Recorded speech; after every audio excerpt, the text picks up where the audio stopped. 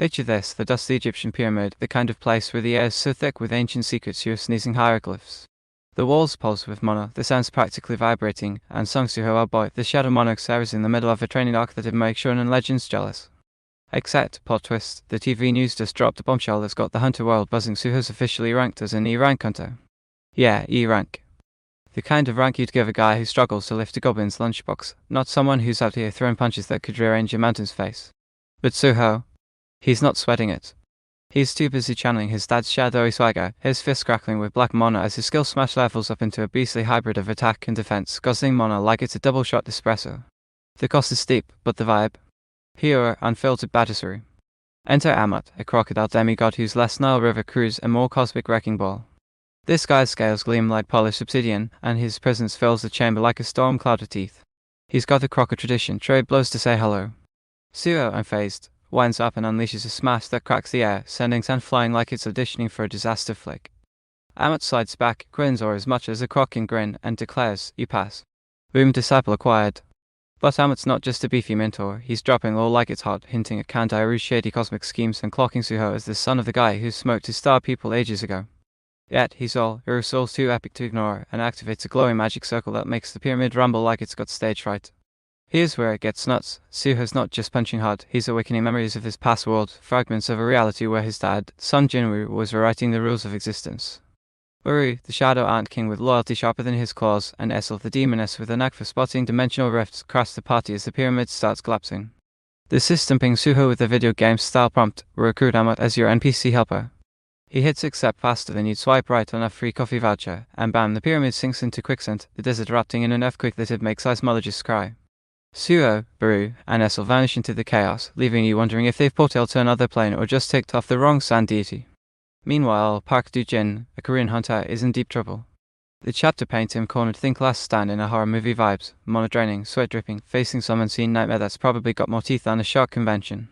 Is it an Etarima parcel? A rogue gate? We don't know yet, but Do-jin's grit is palpable, his back against the wall as he fights to survive. Over with the Asura Guild, Leo sings leading his crew out of the sinking pyramid, piecing together prophecies about life from death mummies, anyone. Leo's got big plans to ditch the Scavenger Guild's shady antics, ally with Korean hunters, and bet on Suho as their ace. The E-rank label? It's got to be a cosmic joke, because Suho's out here moving like an S-rank in disguise. The vibe's electric, a mix of heart-pounding action, lore bombs, and that sinking feeling that the world's about to flip upside down. Let's talk visuals, because solo leveling, Ragnarok Chapter 55 is serving art so gorgeous it could make a sunset jealous. D&C Media and Red Studio are flexing hard, with panels that pop like firecrackers. The pyramid's interior is a gritty love letter to texture cracked stone, swirling sand, and torchlight that dances like it's got a personal vendetta. Suho's smash evolution is the star of the show, his arm pulses with black mana, tendrils coiling like smoke from a dragon's maw, and those purple eyes. Drawn with such piercing intensity, you're half convinced they're judging your life choices. The motion lines on his punch are razor sharp, slicing through the panel with a thud you can feel in your bones, sun exploding in hyper-detailed sprays. Ammut's design is a knockout with scaly bulk looms with tactile detail, every ridge and tooth rendered like you could reach out and cut your finger. When he shifts to his ethereal form, the colors flip to electric blues and purples, making the pyramid feel like a portal to another dimension. The action's a visual symphony. Suho and Ammut's bar is all jagged panels and shockwaves, while Baru and Essel's entrance shadowy silhouettes against crumbling walls hits like a movie poster. The pyramid's collapse. A jaw-dropping spread of quicksand swallowing stone, drawn with such depth you're checking your shoes for sand. Do-jin's cornered moment is raw, his desperate stance and sweat slick face capturing the stakes at a single word. If I'm being picky and you know I'm keeping it kind over this cafe table, the lore-heavy bits like Ammut's Kandairu spiel get a tad text-heavy, crowding those stunning backgrounds. It's like getting a perfect macchiato with a lid that's just a smidge too tight. The flavor's there, but a touch more space would let the art breathe. Also, the TV news about Suho's E-rank status is only implied in the chapter's world, so a panel showing a flickering broadcast could have tied it in visually, maybe with Leo's crew catching their report. My quibble, though this art's so good it deserves its own museum wing. Chapter 55 of Solo Leveling, Ragnarok is like chugging a mana potion and sprinting into a boss fight pure, unadulterated hype. I'm over here, sipping my imaginary latte, ready to scream about Suho being slapped with an E-rank label when he's out here sinking pyramids and recruiting croc gods. That TV news drop is chef's kiss irony. Calling Suho E-rank is like calling a dragon a lizard. His memory awakening arc, piecing together Jinwoo's past world legacy, feels like a detective thriller crossed with a power fantasy, and I'm obsessed.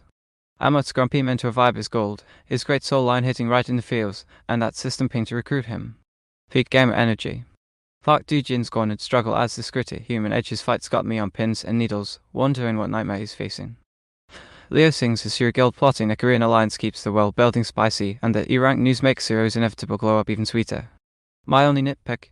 The low dumps slow the pace a tad to trim those text bubbles I was soaring. For the future, I'm crossing my fingers for more past world flashbacks Gimme Jinwoo cameos, a reveal on Do-jin's threat I'm betting it on goons, and Bruce stealing the show with some snarky and king antics.